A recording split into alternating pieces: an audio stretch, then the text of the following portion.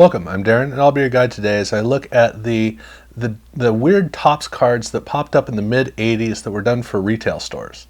Now, for most of us who grew up in and at the end of the junk wax era, it was really common to end up with a big pile of cards, and in those you almost always ended up with Kmart cards or KB Toys cards. They were these really strange cards that were popped up, all made by Topps, and they didn't align with anything. They didn't show up in the Beckett. You didn't know what they were supposed to be a part of. They weren't insert cards. They just didn't make a lot of sense. And over the years, they kind of get faded into that whole odd 80s era of cards. And it's difficult to really understand what these came from. So I want to take some time and look at these cards and tell you what the cards are, why they exist, and help you to kind of get a feel for understanding them. So in order to understand these cards, you first got to understand why they exist. And they exist because in the 1980s, baseball card collecting became a really big popular thing that started to take over, but it started to take over. It became a special place for kids to really expand out and conquer this big, exciting world that was growing around them, and they were growing with it and exploring it as it grew. And it gave them an access into the world of sports in a way that really hadn't existed before. Now, prior to the 80s, it wasn't unusual for a company to use cards as kind of a marketing or a promotional tool. So you would have Kellogg's cards, you'd have Post cards, you'd have these things that would pop up from time to time, and even Topps worked with Wholesome Bread and Wonder Bread. And so that there were these things that would pop up that were kind of like little pieces of products you would buy.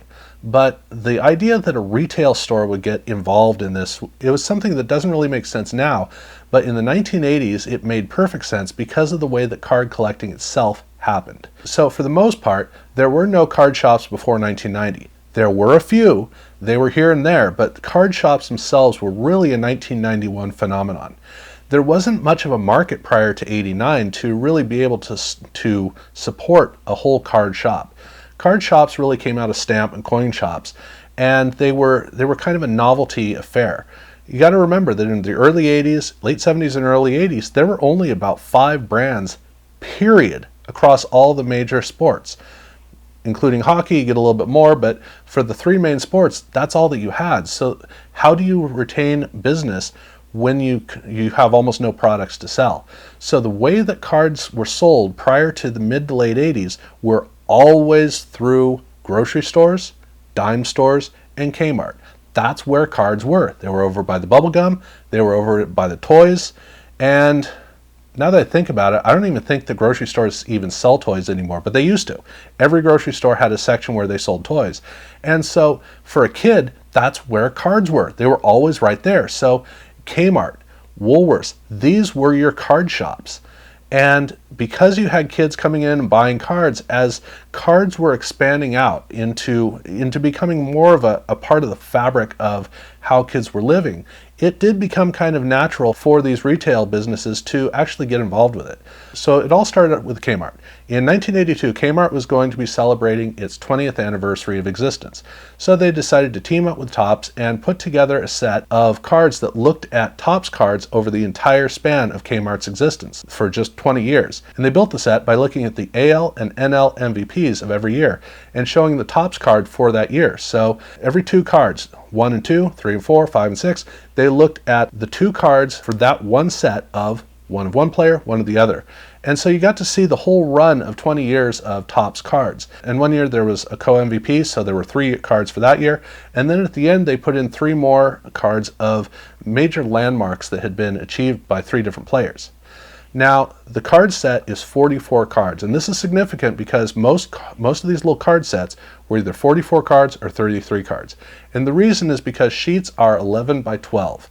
And so that means that if you want to make a set that you can repeat and you can print out in a very effective way, you got to think in terms of 11s.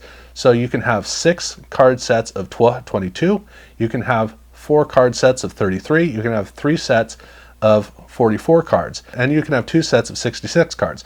So if you build your sets in those denominators, then you can make one sheet with multiple card sets and have a really efficient way of creating these card sets that could be mass produced.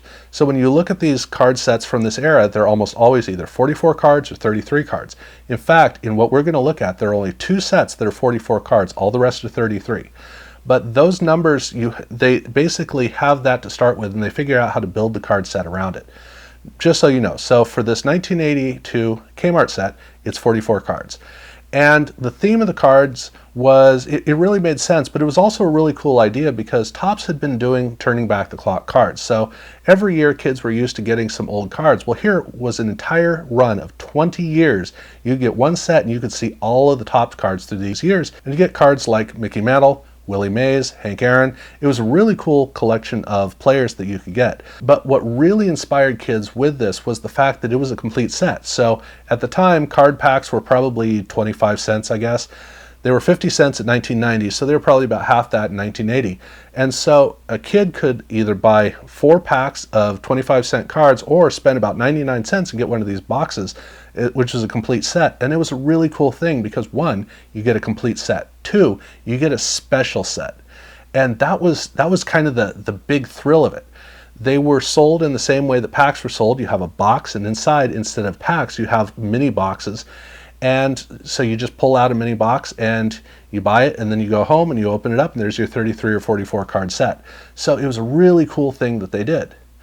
The cards themselves were pretty poorly designed, but hey, in 1982, all card designs looked really tacky. So even though these with the big blue or big yellow was kind of garish, that's kind of how it was.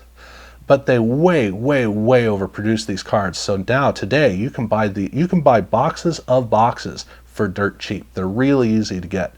It is neat to have one. It's not necessarily neat to have 10, but that's the way that it is. But like I said, they were very overproduced.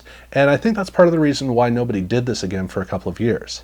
Now in 1983, Donruss started doing packs of specialty set cards. And so the store shelves were already starting to get some extra stuff that they were selling. But they didn't have these boxes show up again for a couple of years until Woolworth in 1985 decided to do basically the same thing. And for Woolworth, they again did a 44 card set. This is the other 44 card set. And they went with an all-time record set. And this was a really ambitious set. Again, it's poorly designed. In fact, this set makes the 82 card set look really good. This is a terrible card design. But it's a card set that looks at all-time record holders across the entire span, which means you got Walter Johnson, you got Hank Aaron, you got Nolan Ryan. You've got a very broad range of players who are included in this set. And in that way, it's a really neat set. Now, we're going to be revisiting the set, interestingly, a little bit later on, but this is how Woolworths kicked it off. So in 1986, they decided to go and do the same thing again, to again sell little complete sets that are just sitting there on their Woolworths counters that kids can go into that store and buy these packs. And so they decided this time to go with stars. And Topps aligned these cards with the higher quality all-star cards that they were making. So these are the usually printed in Ireland, the high gloss cards with a really firm card stock. So these were actually high quality cards, higher quality than the regular Topps cards that they were selling. So that was a big plus. But also these card designs were actually pretty decent. They were a very bright garish yellow, but that works.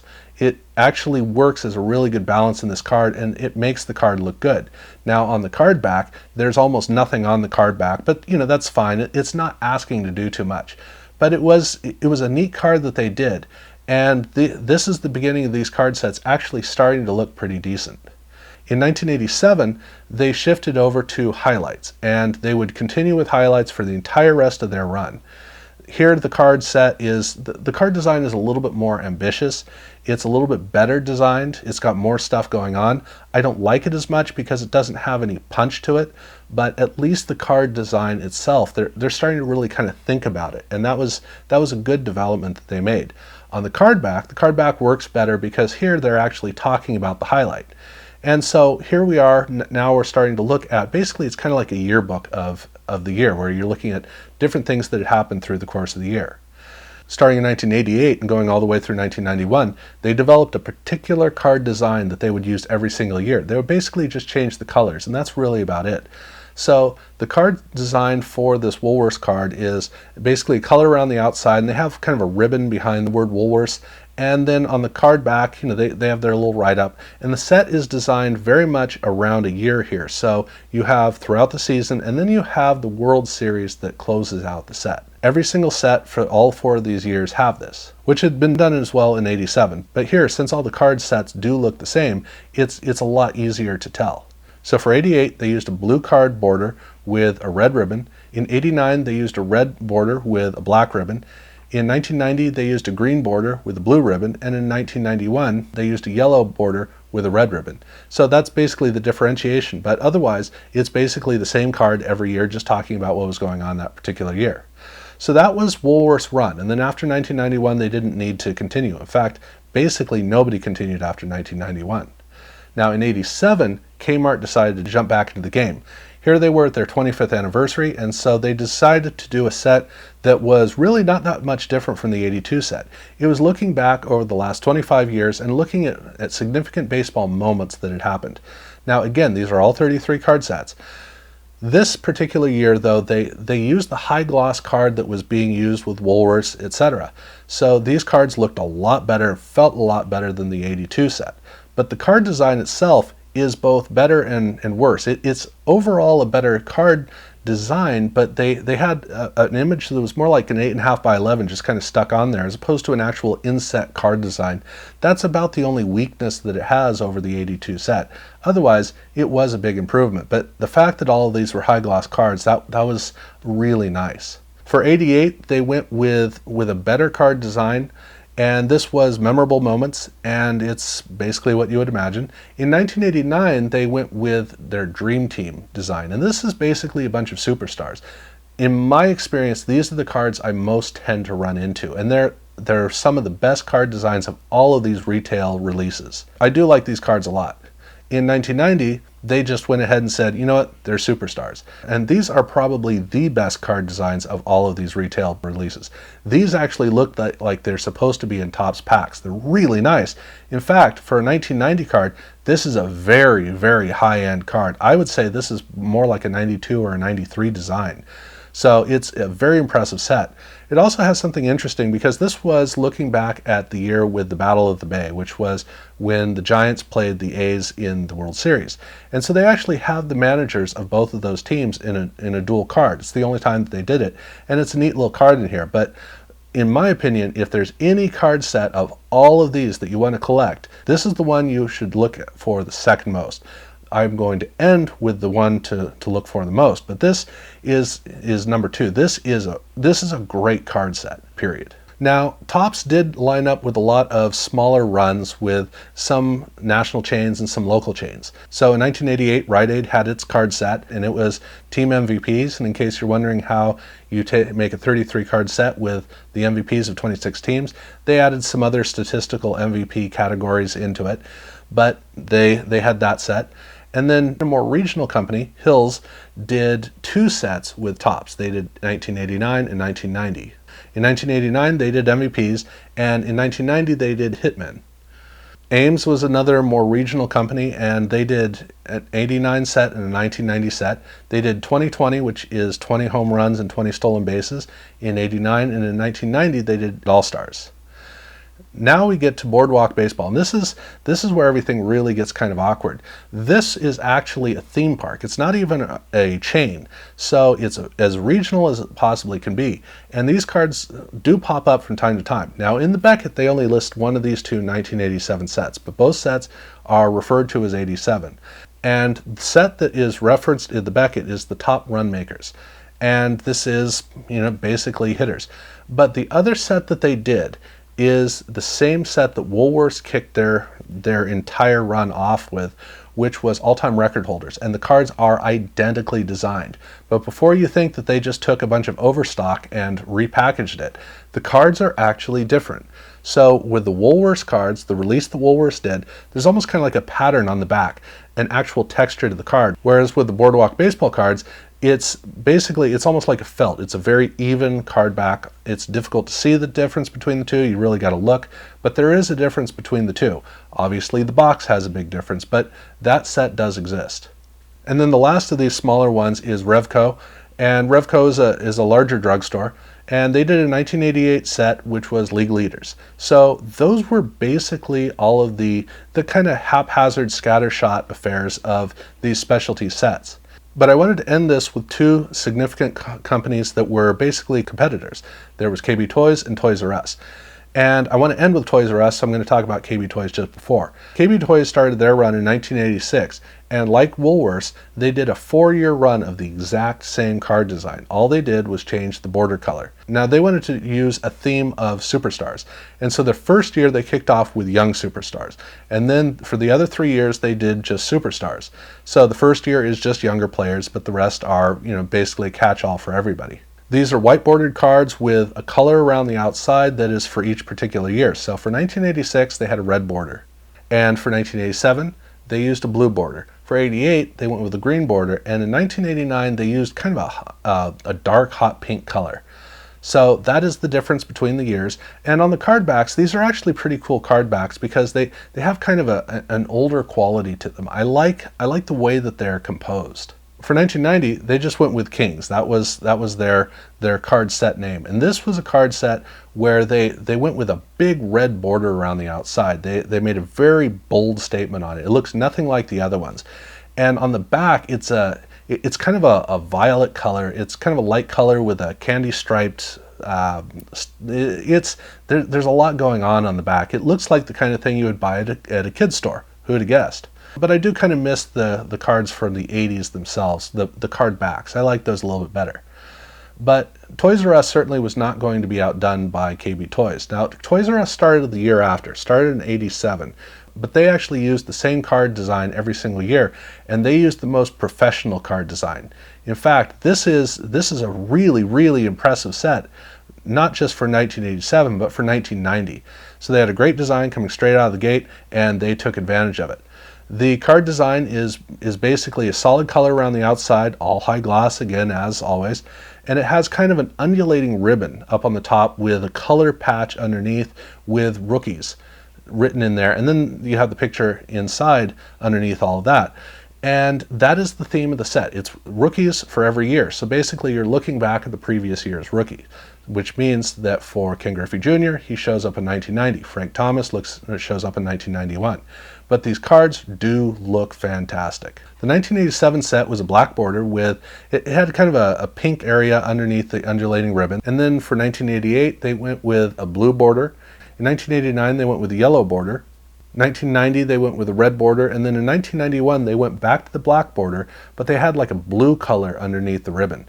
So all of these look great. Obviously, the first one, the last one with the black, they look really, really good. But what really was fun with all of the Toys R Us cards was what they did in 1993. So nobody did anything in 92, but Toys R Us came back just for 1993. And the reason they did that was because Stadium Club had started to do something called their stadium sets. And this was where they made a big clamshell that was designed like a stadium. It had the coloring of a stadium, and they were a lot of fun. So basically, you have a stadium, which is just a clamshell. You open it up. Inside there's a box with a complete card set in it. And this is basically just a holder for it. And these were just sitting on the shelves to be purchased. It was a really, really fun thing that they did. And this was perfect for Toys R Us. Now, Toys R Us is kind of an iconic company. When they started out, what they wanted to do was have an image. And every store was built basically the same way. It had this particular entrance. You go in one door and then you go out the other. So you go in one door, go into the whole store. You start out in the kids section, you make your way around, then you go to the cash registers and you go out. That's the way it worked. And every store was built in basically the same way so that you maneuver through in a particular fashion. In fact, in the 1980s, they had these shopping spree contests, and shopping sprees were nothing new, but shopping sprees were these fun things that you could watch on TV where people are just grabbing stuff off of shelves, usually in a grocery store. Well, what they were doing at Toys R Us was it was a contest, And there was a whole strategy because kids were studying the stores, trying to figure out the strategies. A word of advice: skip the bike. Too big, not enough value, takes up too much space. Hit the video game aisle. You can get a ton of them in there as a higher value. That's the kind of thought process kids were going through. So these stores are very, very iconic. And so they had the opportunity to use that iconic status of this particular business design to make a little model, a little clamshell. So they did exactly that. For 1993, they made a Stadium Club version for Toys R Us. And these little packages, they're really cool packages.